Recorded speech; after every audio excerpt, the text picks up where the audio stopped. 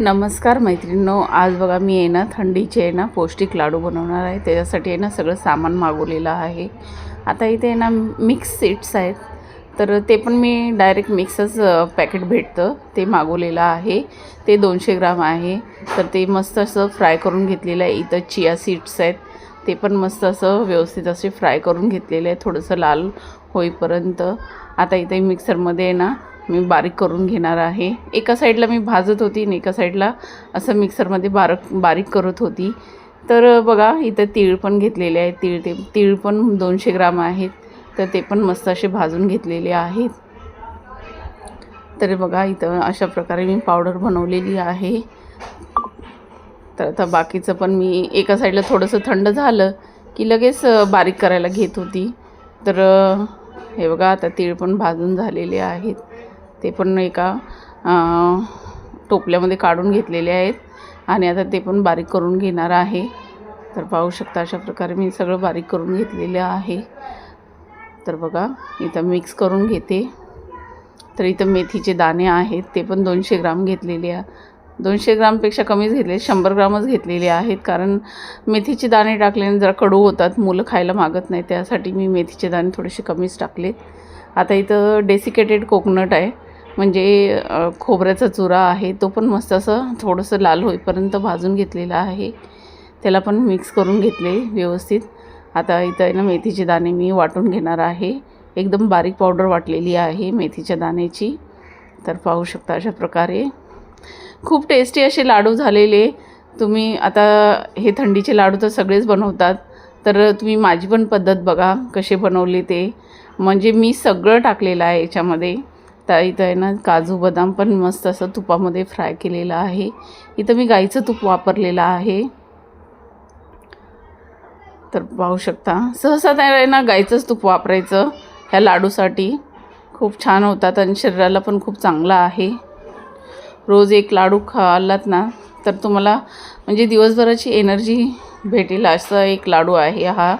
तर इथं आहे ना खारीकचं पावडर होतं, म्हणजे मी डायरेक्ट रेडीमेडच मागवलेलं आहे, ते मी तुपामध्ये व्यवस्थित फ्राय करून घेतलेलं आहे। इथं काजू बदाम पण वाटून घेतलेले आहेत। काजू बदाम मी जास्त बारीक वाटले नाही आहे, ते थोडेसे आबडधोबडच वाटलेले आहेत। तर हे बघा खारीकचं पावडर पण मस्त असं भाजून घेतलेलं आहे तुपामध्ये, तर ते पण मिक्स केलेलं आहे। इथं मखाना पण 200 ग्राम घेतलेला आहे, तर व्यवस्थित असं भाजून घेते, ते पण एकदम खरपूस होईपर्यंत भाजायचं आहे ह्याला पण।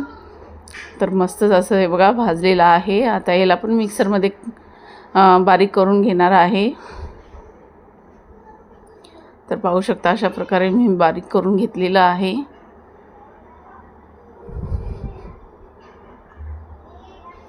तर आता तुपामध्ये मी आहे ना थोडेसे अंजीर मनुके ते पण मस्त असे फ्राय करून ते पण टाकणार आहे। तर काय होतं माहिती आहे, आपण एक एक वस्तू अशी खाऊ शकत नाही, त्यासाठी आहे ना हे लाडूमध्ये सगळं टाकलं ना तर सगळं आपलं पोटामध्ये जातं आणि पौष्टिक पण आहे। ते सगळं खाणं आपल्याला गरजेचं आहे, थंडीमध्ये तर एकदमच गरजेचं आहे हे सगळं खाणं, हाडांसाठी वगैरे खूपच चांगलं आहे।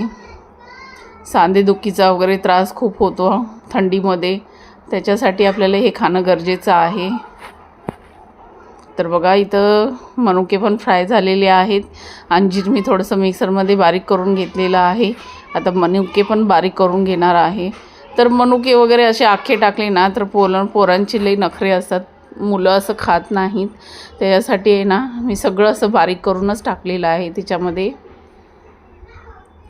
तर आता याला व्यवस्थित असं मिक्स करून घ्यायचं आहे आणि इथं डिंक तळायला टाकायचा आहे। तर डिंक मी थोडासा जास्तच घेतलेला, पाव किलो डिंक घेतला होता, तर मी तो पण व्यवस्थित असं फ्राय करून घेतलेला आहे तुपामध्ये। थंडीमध्ये डिंक पण खायचा असतो, खूप चांगला असतो।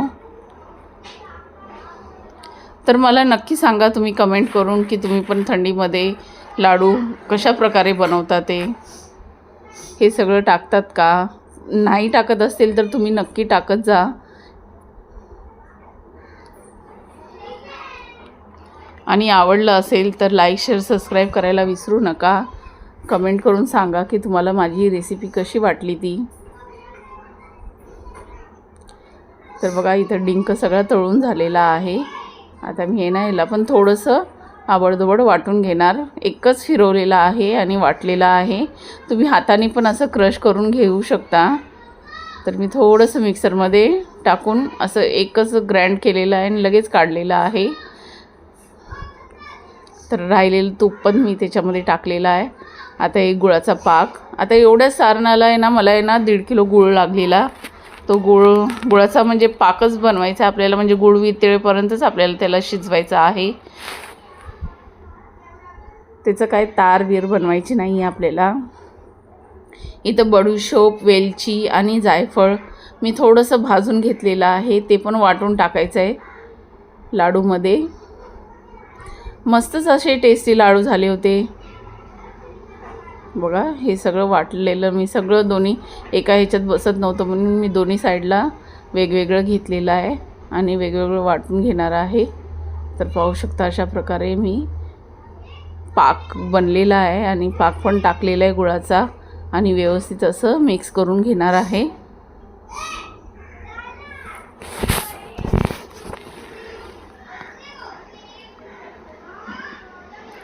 तर बघा, आणि आता हे गरम असतानाच आपल्याला लाडू वळायला घ्यायचे आहेत, नाहीतर थंड झालं ना ह्याचा चुराचुरा होतो.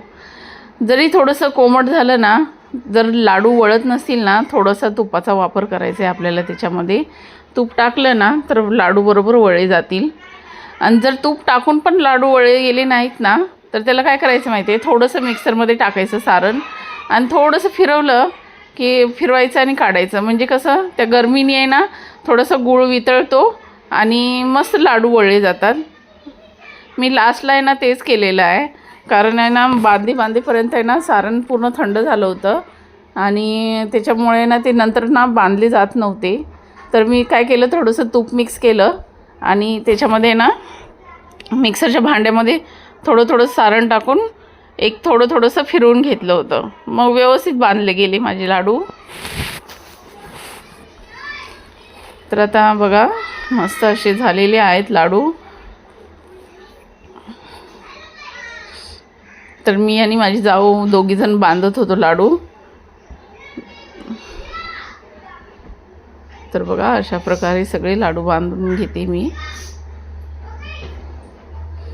तर चला, तर मग तुम्ही पण नक्की ट्राय करा. माझी ही रेसिपी आवडली असेल तर कमेंट करून नक्की सांगा मला. चला तर मग बाय.